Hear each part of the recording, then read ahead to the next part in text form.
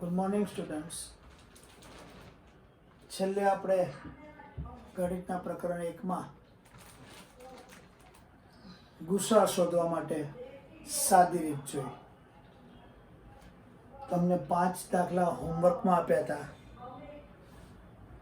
આશા છે કે તમે કર્યા હશે. અને છેલ્લે મેં કહ્યું હતું કે કદાચ 5મા દાખલામાં તમને મુશ્કેલી પડશે. અને મેં તમને કહ્યું હતું એમ કે એ દાખલાને સોલ્વ કરી અને આજે આપણે આગળ વધીશું. તમે અહીંયા પણ બોર્ડ પર જુઓ છો કે એ રકમ છે જ. ઘાતાંકના નિયમ પ્રમાણે x વર્ગનો ઘન એટલે 2નો ઘન 8. પણ મોટાભાગના વિદ્યાર્થી આ 2નો પણ ઘન કરે નહીં, એટલે 2x ની 3 દુ 6 ઘાત લખી નાખીએ. તો હું 2x નો વર્ગ નો ઘન, આ બેનો ગુણાકાર થાય ને આનો ઘન થાય એટલે 8x છષ્ટ ઘાત. અને 8x છષ્ટ ઘાત એટલે 1 ગુણ્યા 2 નો ઘન ગુણ્યા x ની 6 ઘાત. પછી છે 2x ના ઘનનો વર્ગ. 2 નો વર્ગ 4 થશે, 3 દુ 6 એટલે 1 ગુણ્યા 2 નો વર્ગ ગુણ્યા x ની 6. અને ત્રીજું પદ તો તમને સીધું આપેલું જ છે, એટલે અહીંયા કંઈ કરવાનું નથી. 1 ગુણ્યા 2 નો ઘન ગુણ્યા x ની 4. હવે આપણે જે ગુસા શોધીએ છીએ, બરાબર, તો એક તો ખરો જ. 2 નો ઘન, 2 નો વર્ગ ને 2 નો ઘન એટલે 2 નો વર્ગ. 6 ઘાત 6 ઘાત ને 4 ઘાત 4 ઘાત. 2 નો વર્ગ 4x ચતુર્ઘાત. આ તમારો ગુસાઅનો જવાબ આવ્યો. તો આવી રીતે તમે સાદી રીતે દાખલાઓ સહેલાઈથી ગણી શકો. હવે આજે આપણે ગુસા શોધવાની જે બીજી રીત છે, કે જે યુક્લિડની ભાગ પ્રવિધિની રીત છે, એ રીતને પહેલા સમજવાનો પ્રયત્ન કરીએ અને ત્યાર પછી દાખલા ગણવાનો પ્રયત્ન કરીશું. તો જે રીતે તમને જો હવે યાદ હોય તો 14મા પ્રકરણમાં મધ્યસ્થ જ્યારે આપણે શોધવાની વાત કરતા હતા અવર્ગીકૃત માહિતીનો, ત્યારે મેં તમને સ્ટેપ્સ આપ્યા હતા કે આપેલા અવલોકનોને ક્રમમાં ગોઠવો. બીજું સ્ટેપ આપ્યું હતું તે યુગ્મ છે કે અયુગ્મ એ નક્કી કરો અને એને અનુરૂપ સૂત્ર મૂકો. તો યુક્લિડથી જ્યારે આપણે ગુસા શોધવો હોય ત્યારે 2-3 સ્ટેપ આપણે પહેલા મગજમાં ઉતારવા પડે પદ્ધતિ માટે, અને એ પ્રમાણે જો કરો તો તમને દાખલો ગણવામાં ઘણું સરળ પડે. તો યુક્લિડની રીતથી ગુસાઅ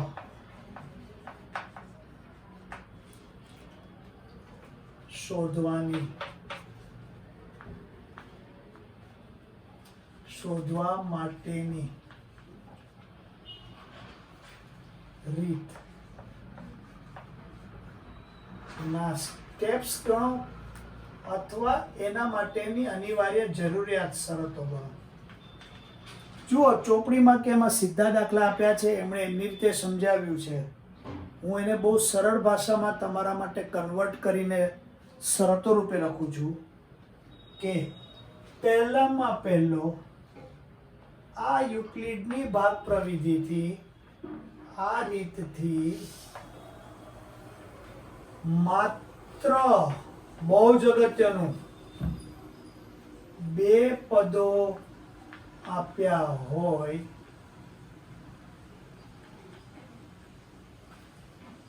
તેનો જ ગુસાઅ શોધી શકાય. આ બહુ જ અગત્યની શરત છે કે જો 3 પદ આપ્યા હોય તો યુક્લિડની ભાગ પ્રવિધિ સીધી રીતે થઈ શકે નહીં. 2 જ પદો હોવા જોઈએ. તો આનો અર્થ એવો થાય કે 3 પદ વાળા દાખલા આવી રીતે ના કરાય, ખરેખર ન કરાય.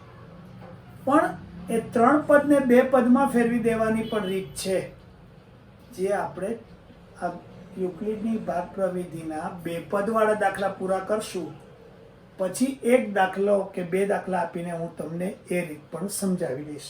પણ બેઝિકલી 2 પદોથી જ આપણે આગળ વધવું પડે. ત્યાર પછી તમને જે 2 પદ આપ્યા છે એમાં પ્રથમ પદનું મૂલ્ય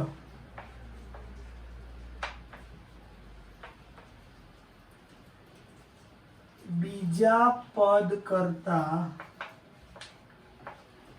મોટું જ હોવું જોઈએ.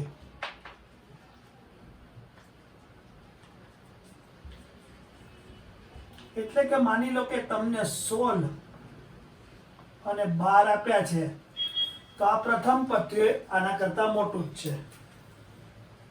પણ માની લો કે તમને એ પદ આવી રીતે ન આપે અને પહેલા નાનું પદ આપે, બરાબર? તો જો શરત 2 પ્રમાણે પદ ન હોય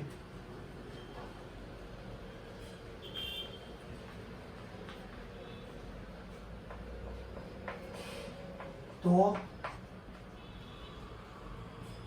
પદો ફેરવીને મોટું પદ પહેલા મૂકો. કઈ રીતે? તો હું તમને આ દાખ બતાવું કે 16 અને 12 ને બદલે 12 અને 16 આપ્યું હોય તો 12 નાનું છે, 16 મોટું છે, એટલે બીજી શરત લાગુ પડતી.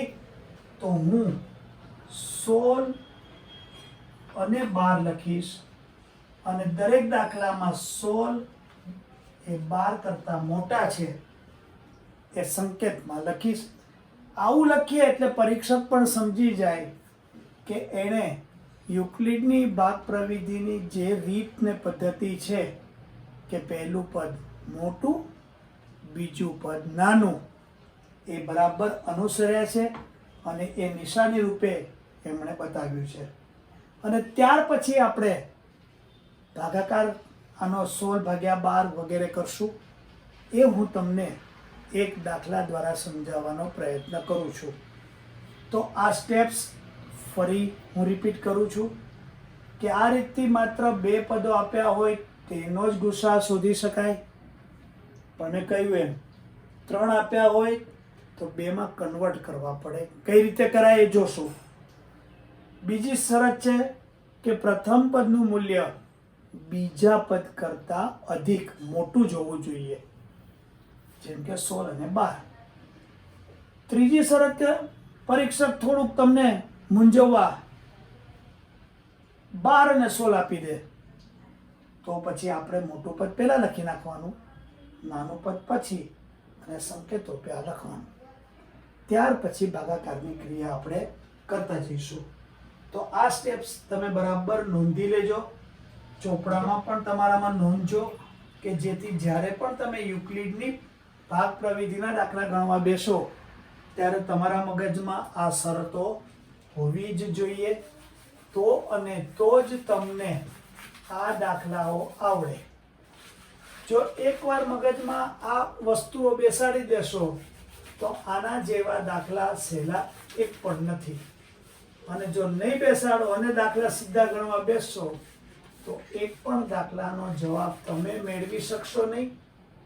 ક્યાંય ગણેલો હશે ડાયજેસ્ટમાં, ગાઈડમાં, જેમાં કહીએ કે કોઈ પ્રકાશનની બુકમાં, તો એ સ્ટેપ્સ પરથી સમજવું તમારા માટે અઘરું પડશે. માટે હવે હું થોડા દાખલા આને લગતા કરું એ તમે બરાબર જોજો, સમજજો. કદાચ એકવાર સાંભળે ન સમજાય તો આને ફરી રિફર કરજો પહેલા એકનો એક દાખલો 3-4 વાર સમજી જજો, વારંવાર જોઈ જોઈને, પછી બીજા દાખલાને આગળ વધવા સમજવાનો પ્રયત્ન કરજો. પહેલો જ દાખલો જો બરાબર સમજાઈ જશે તો પછી તો કઈ મુશ્કેલી પડવાની નથી. તો હવે તમને કહેવામાં આવે કે યુક્લિડની ભાગ પ્રવિધિથી ગુસા શોધો. તો અહીંયા તમને રીતનું નામ સ્પષ્ટ આપી દીધું છે. તમે સાદી રીત વાપરી શકો નહીં, ભલે જવાબ સરખો જ આવવાનો હોય. તમે જો સાદી રીતથી દાખલો ગણીને પરીક્ષામાં આવો તો પરીક્ષક તમને માર્ક્સ આપવાની ઈચ્છા રાખતો હોય તો પણ ન આપી શકે, કારણ કે પ્રશ્નમાં સ્પષ્ટ લખ્યું છે કે યુક્લિડની ભાગ પ્રવિધિથી ગુસા મેળવો.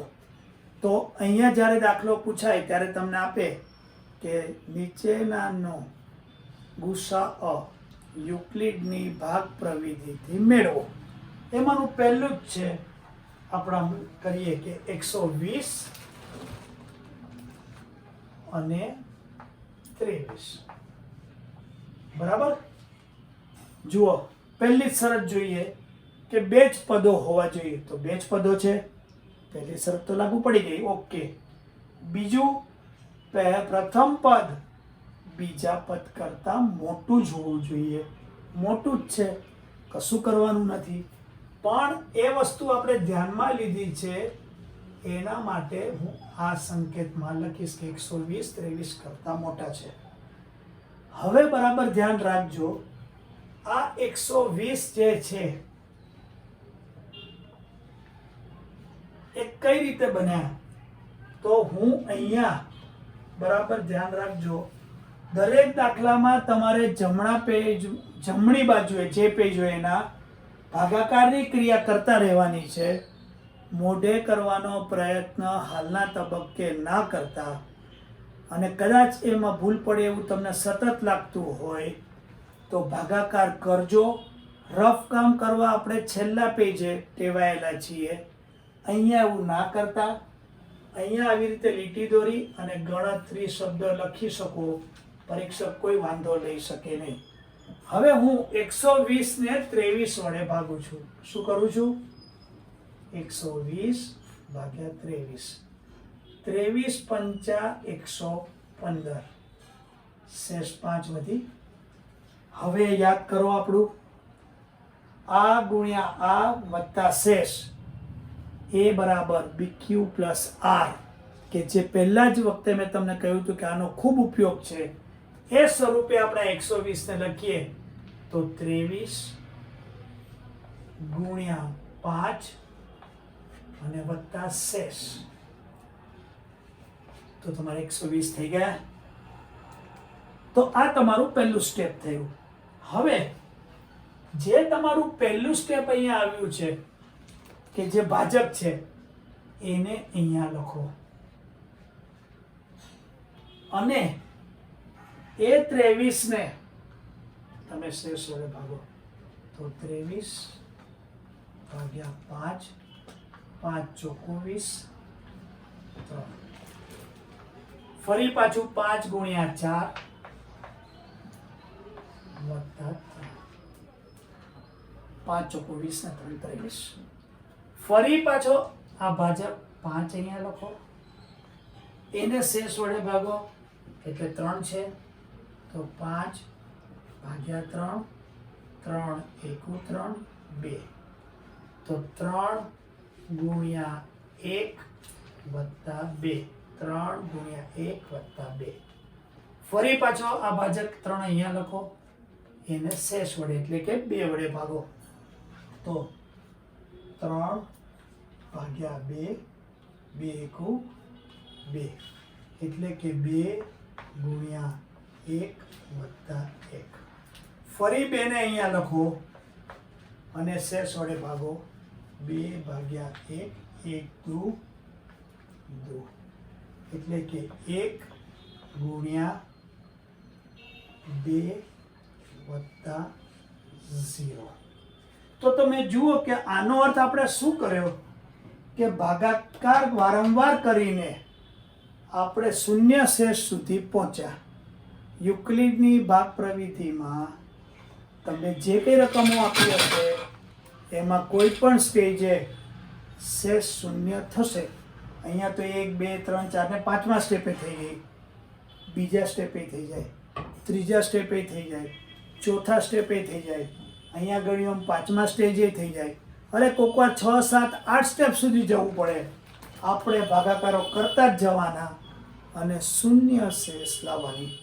હવે તમારી શેષ જે શૂન્ય છે એની ઉપર કેટલી શેષ વધી છે એના ઉપર તમે લંબચોરસ કે ચોરસ બનાવો.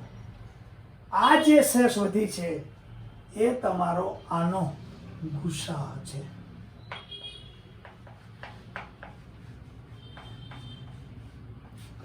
તો આ તમારો જવાબ. હવે ફરી રિપીટ કરું.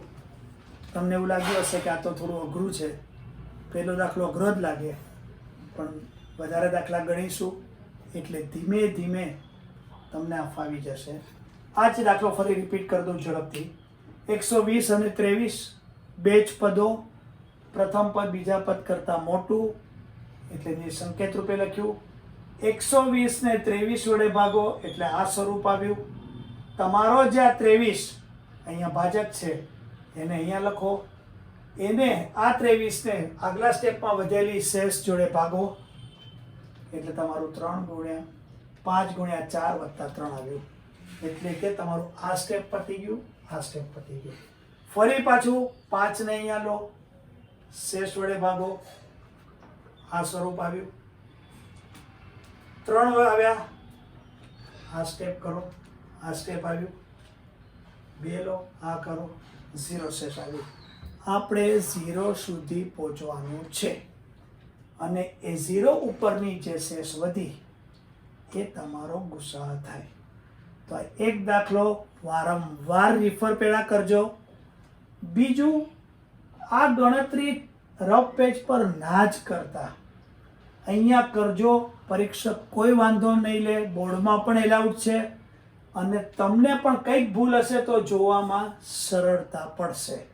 માટે યુક્લિડની ભાગ પ્રવિધિથી જ્યારે પણ તમે દાખલા ગણવાના શરૂ કરો ત્યારે ગણતરી જમણી બાજુએ કરવાનું અચૂક રાખજો. માત્ર વચ્ચે સરસ પેન્સિલથી લીટી દોરી દેજો, ઉપર ગણતરી શબ્દ લખજો.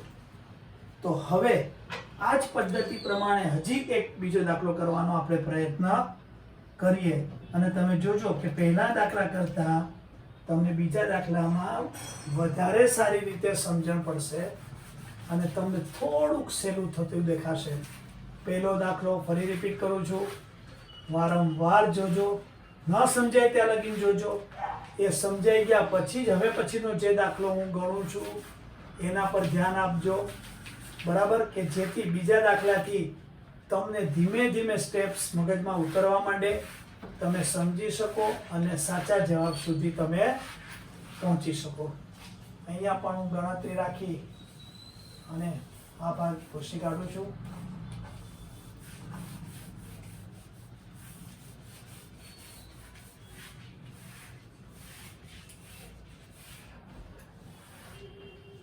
તો હવે આપણે એક બીજો દાખલો લઈએ.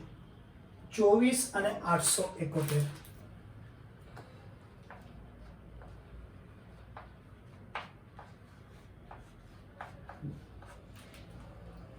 બે પદ છે. પહેલી શરતમાં કંઈ જ પ્રોબ્લેમ નથી, આપણે યુક્લિડ વાપરી શકીશું. પણ બીજી શરતમાં પ્રોબ્લેમ છે. પ્રથમ પદ બીજા પદ કરતાં નાનું છે. તો પછી ઉલટાવી દઈએ. આપણે લખી નાખીએ 871 અને 24. બોલો, આપણી શરત માન્ય રહી ગઈ. હવે તો પાછા ભાગાકાર કરવાના. 871 ભાગ્યા 24. તો હું પહેલાં લખું છું 871 બરાબર, અને હું અહીંયા 871 ભાગ્યા 24, 24 તેરી 72 અને 24 ચોકો 96 થાય. 151, 24 છક 144. ભાગા મોઢે ઘડિયા ના આવડે તો ગુણાકાર કરજો, મને કંઈ જ પ્રોબ્લેમ નથી. તો તમારું ફરી પાછું 24 ગુણ્યા 36 વત્તા 7 આવ્યું. ફરી પાછો જે ભાજક છે એને અહીંયા લખશું. જુઓ તમે 871 માંથી સીધા 24 પર આવી ગયા. કેટલો નાનો ભાગાકાર થઈ ગયો. એને આપણે શેષ વડે પાછું ભાગશું.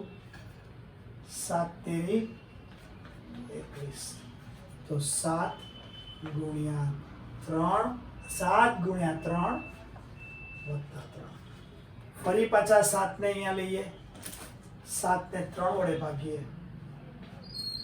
3 દુ 6. તો આ 3 આ 2 વત્તા 1. ફરી પાછા 3 અહીંયા લઈએ. એને શેષ વડે ભાગીએ. 3 ભાગ્યા 1 1 તેરી 3. 1 ગુણ્યા 3 વત્તા 0. અહીં તો ચોથા સ્ટેપે તમે 871 જેવી સંખ્યા હોવા છતાં પણ ચોથા સ્ટેપે 0 પર પહોંચી ગયા. પણ એ 0 તમારો જવાબ નથી. એની ઉપરની શેષ કે જેના ઉપર મેં લંબચોરસ કરી દીધું, આ તમારો ગુસા છે. હવે પેલા દાખલામાં પણ ગુસા 1 આવ્યો હતો, બીજા દાખલામાં પણ ગુસા 1 આવ્યો. હવે પછીના કોઈ દાખલામાં કદાચ માની લો કે એકાદ ગુસા આવ્યો. તો એવું જરા પણ ન વિચારતા કે યુક્લિડની ભાગ પ્રવિધિમાં જે કંઈ દાખલા આપ્યા હોય એનો જવાબ માત્ર 1 આવે, જરા પણ નહીં. 2 પણ આવે, 5 પણ આવે, ગમે તે આવે. અહીંયા તો અનાયાસે આ બંને દાખલામાં એક જ જવાબ આવ્યો છે. તો હવે બીજા દાખલામાં હું એવી આશા રાખું છું કે તમને પહેલા દાખલા કરતાં કંઈક વધારે સમજણ પડી હશે. બરાબર છે? તો આપણે થોડા આગળ વધીએ.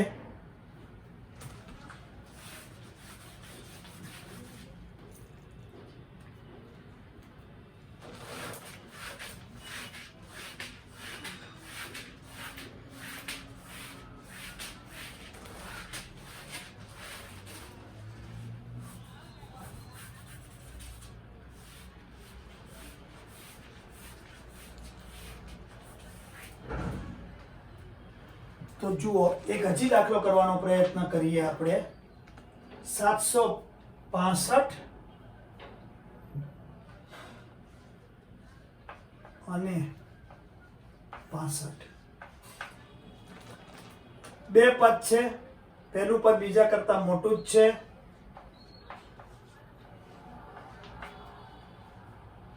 હવે 765 લખું. 765 ભાગ્યા 65. બરાબર કે નહીં? 65 એકુ 65. એટલે તમારું 100 ને 765 અને 65. ફરી પાછું 65 એકુ 65.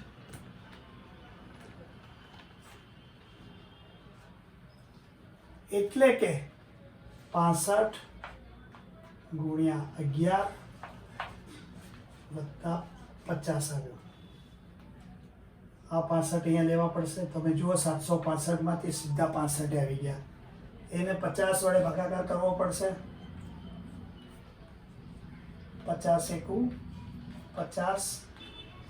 તો 50 ગુણ્યા 1 વત્તા 15. ફરી પાછું 50 લઈશું. 15 ભાગાકાર કરીશું. 50 ભાગ્યા 15. 15 તેરી 45 5. એટલે કે 15 ગુણ્યા 3 વત્તા 5. ફરી 15 લઈશું. 15 ને 5 વડે ભાગીશું. 5 તેરી 15.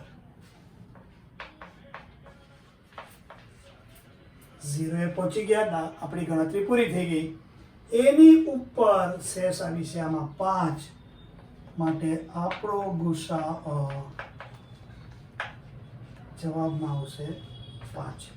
અહીંયા એક જવાબ આવ્યો નથી. હવે અહીંયા મારે તમને એક ધ્યાન દોરવું છે કે તમે જુઓ કે 65 ગુણ્યા 11 વત્તા 50, પહેલા પદની શેષ અહીંયા આવી, બીજા પદની શેષ અહીંયા આવી, ત્રીજા પદની શેષ અહીંયા આવી. બીજી રીતે કહીએ તો આ 65 આવ્યા, એને પહેલા પદની શેષ વડે ભાગ્યા. અહીંયા 50 આવ્યા, એના અગાઉના જે પદ હતા એની શેષ વડે ભાગ્યા. તો આ રીતનો સંબંધ થોડોક તમે સમજવાનો પ્રયત્ન કરજો. એટલે કે બે વસ્તુ થઈ, જવાબ એક આવે એવું જરૂરી નથી. અગાઉના 2 દાખલામાં અનાયાસે જવાબ આવી ગયા, ઓકે.